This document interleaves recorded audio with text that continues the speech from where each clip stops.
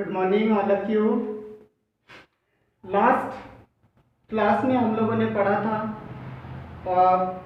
Chemical properties of aromatic ethers. Aromatic ethers की chemical properties के बारे में पढ़ा था। उसमें लास्ट टाइम में मैंने कहा था कि आपके सिलेबस में एक डाई एथिल ईथर है जो लैबोरेटरी प्रिपरेशन है, तो लैब में इंस्ट्रूमेंट कौन कौन से चाहिए, कैसा चाहिए, एक बार बुक से उसको देख लीजिएगा। और बाकी सारा चीज़ आपका वैसी है जैसे आपने केमिकल प्रॉपर्टी ईथर का पढ़ा था, वो सब कुछ वैसा ही मिलेगा जैसा आपने ऑलरेडी कर रखा है। तो आई थिंक उसमें कहीं दिक्कत नहीं होनी चाहिए और इस तरीके से हमारा चैप्टर क्लोज होता है। नेक्स्ट चैप्टर हमारे पास जो है वो सॉलिड स्टेट है। सॉलिड स्टेट के बारे में जानने के लिए सबसे पहले तो हमें ये जानना होगा सॉलिड स्टेट जो वर्ड आया वो किसका है। सॉलिड स्टेट ऑफ मैटर, यानी मैटर का जो स्टेट है वो कैसा होना चाहिए सॉलिड, और उसके बारे में हम लोग डिस्कशन करेंगे। तो सॉलिड स्टेट के बारे में 9th क्लास में हम लोगों ने पढ़ रखा था। इन solid state the substance which have fixed shape and fixed volume is called solid. हम लोगों ने डिस्कशन किया था वो सबस्टेंस जिसका वॉल्यूम फिक्स्ड होता है, जिसका शेप फिक्स्ड होता है, वो हमारे पास क्या होता है, सॉलिड स्टेट होता है।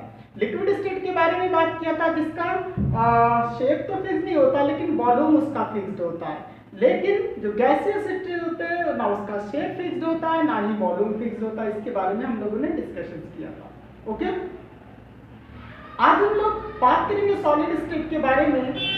अगर हम डिफिनेशन देना चाहें सॉलिड स्टेट के तो हम बोल सकते हैं state of matter in which the constituent particles, constituent particles का मतलब जिससे मिल करके वो पूरा का पूरा सॉलिड आपका बना हुआ है। It may be atoms, ions और मॉलिक्यूल्स। ये आपका एटम्स हो सकता है, आयंस हो सकता है और मॉलिक्यूल्स हो सकता है।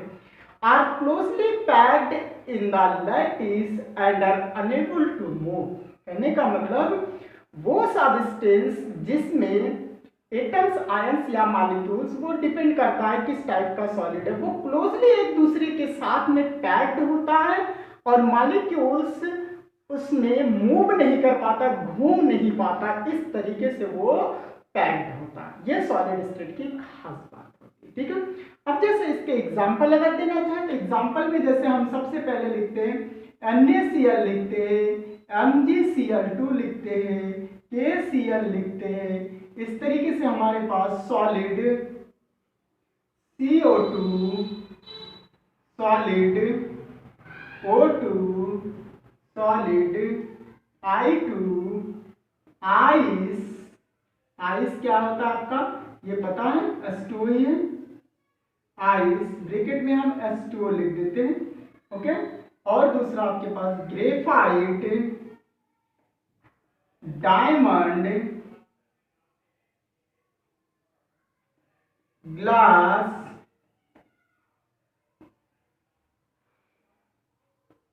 आपके पास कुछ मेटल्स भी इसमें ले लेते हैं।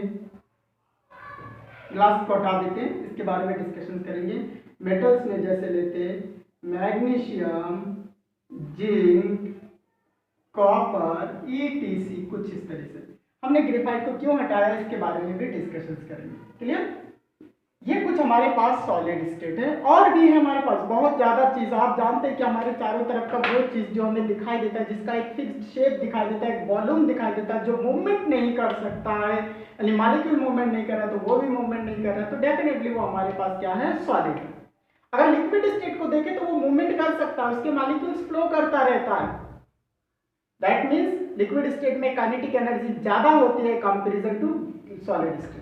अगर गैसियस स्टेट में देखें तो मॉलिक्यूल्स के पास और ज्यादा काइनेटिक एनर्जी होती है, जिसकी वजह से वो रैंडमली मोशन किया करता है इन ऑल डायरेक्शंस। क्लियर, सभी दिशाओं में वो रैंडमली मोशन किया करता है। और सॉलिड स्टेट में कोई ऐसा सॉलिड आपको नहीं दिख रहा होगा जो मोशन कर रहा होगा। मोशन तभी करता है जब उसके ऊपर आप, अगर सॉलिड स्टेट में उसका फिक्स वॉल्यूम है वो और फिक्स्ड एक उसका शेप है, तो अगर वो मूवमेंट कर रहा है तो डेफिनेटली कोई मैकेनिकल वर्क उस पर हो रहा होगा, तभी जाकर के वो मूवमेंट कर सकता है। क्लियर, जब इतनी सी चीज हम लोग जान जाते हैं तो सॉलिड को देख करके हम जान सकते हैं कि ये हमारा सॉलिड है, ये हमारा सॉलिड है, ये हमारा सॉलिड है।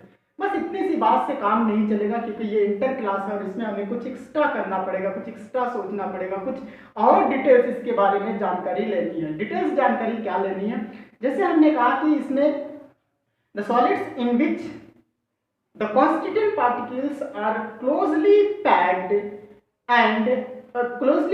in lattice and are unable to move, और वो मूव नहीं कर सकता, क्लोजली पैक्ड होता है। क्लियर, इतनी सी बात हमने जानी।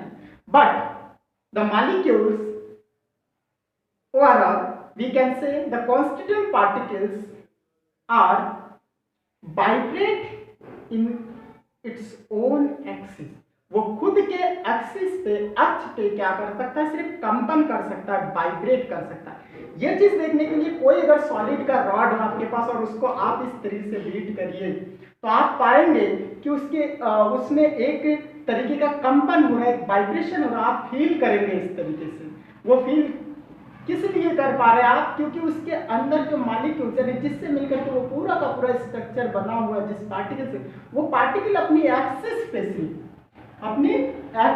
पे सिर्फ आगे पीछे और चारों हर डायरेक्शन में क्या कर सकता है, सिर्फ वाइब्रेट कर सकता है। इससे साफ साफ पता चलता है मॉलिक्यूल के बीच में कुछ ना कुछ तो स्पेसेस होंगे जिसकी वजह से वो वाइब्रेट कर पा रहा होगा। इसके बारे में आगे जब हम स्टडी करेंगे तो पाएंगे कि किस टाइप के मॉलिक्यूल्स में, किस टाइप के स्ट्रक्चर में कितना परसेंटेज हमारा मॉलिक्यूल्स का ऑक्यूपेशन है, कितना एफिशिएंसी है उसकी, इसके बारे में आगे हम जानने की कोशिश करेंगे। फिलहाल के लिए यहाँ पे हमने बताया कि मॉलिक्यूल सिर्फ अपने एक्सिस पे वाइब्रेट कर सकता है। That means in solid state the intermolecular spaces are very less comparison to liquid state और गैसियस स्टेट। कहने का मतलब ये जो वाइब्रेशन बहुत कम कर पा रहा है, इसका मतलब ये हुआ कि जो आपके सॉलिड स्टेट होते हैं उसके मॉलिक्यूलों के बीच में बहुत कम स्पेस होता है, ना के बराबर स्पेस होता है, स्थान होता है, जिसकी वजह से सिर्फ और सिर्फ अपने एक्सिस पे रह करके वाइब्रेट कर सकता है, हल्का सा कंपन कर सकता है। Clear? Due to this, due to the closely packaging in solid state, the intermolecular forces are greater in solid state in comparison to liquid state or gaseous state। ये जो आपने देखा कि इसके बीच में बहुत कम स्पेसेस होते हैं, कम स्पेस होने के वजह से मॉलिक्यूल के बीच में जो इंटरमॉलिक्यूलर फोर्सेस होते हैं, intermolecular forces means the force of attraction between two molecules, दो मॉलिक्यूल्स के बीच में जो फोर्स ऑफ अट्रैक्शन होता है, आकर्षण बल होता है, वो बहुत ही ज्यादा होता है। और इस आकर्षण बल के ज्यादा होने की वजह से ऑल्सो माइकली क्लोज टू ईच अदर, एक दूसरे के पास पास होते हैं, ऐसा भी हम कह सकते हैं। या पास पास होने की वजह से अट्रैक्शन फोर्स ज्यादा होता है, अट्रैक्शन फोर्स ज्यादा होने की वजह से आपके जो बॉन्ड होते हैं वो बहुत ही स्ट्रॉन्ग होते हैं, ऐसा हम कह सकते हैं।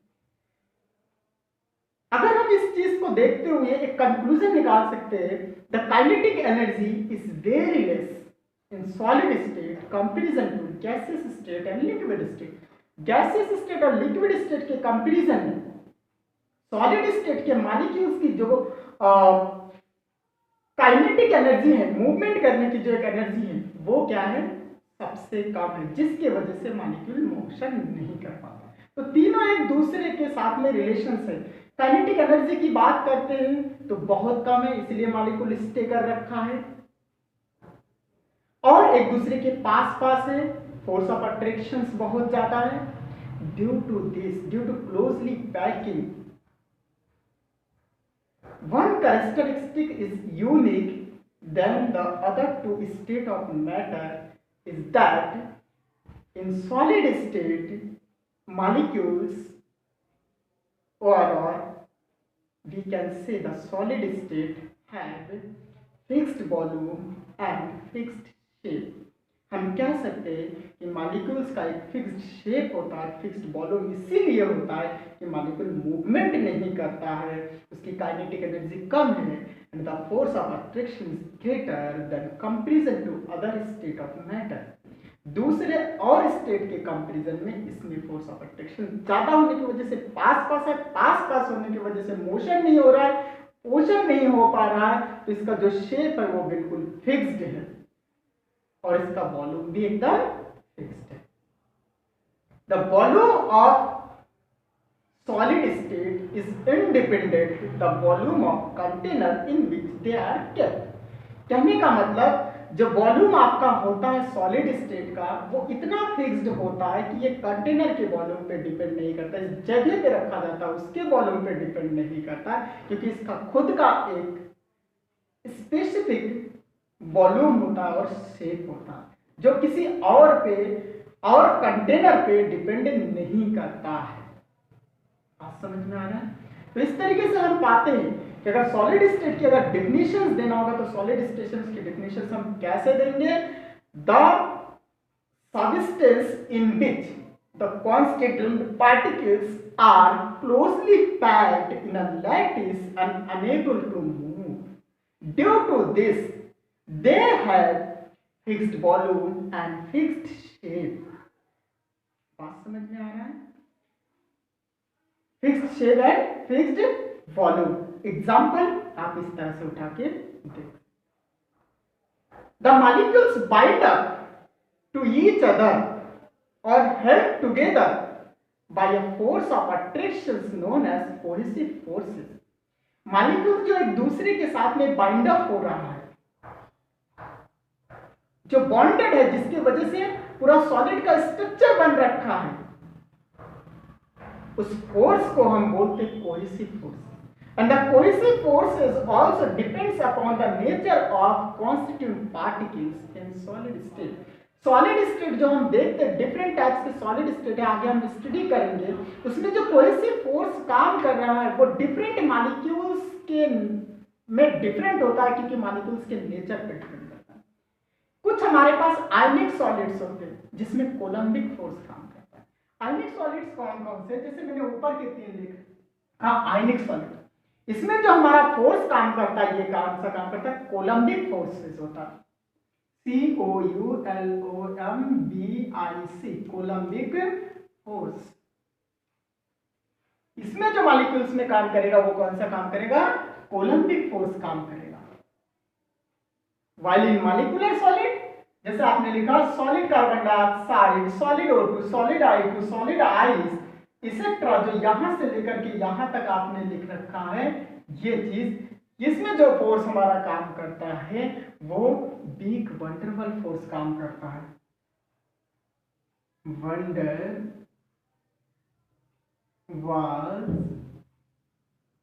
फोर्सेस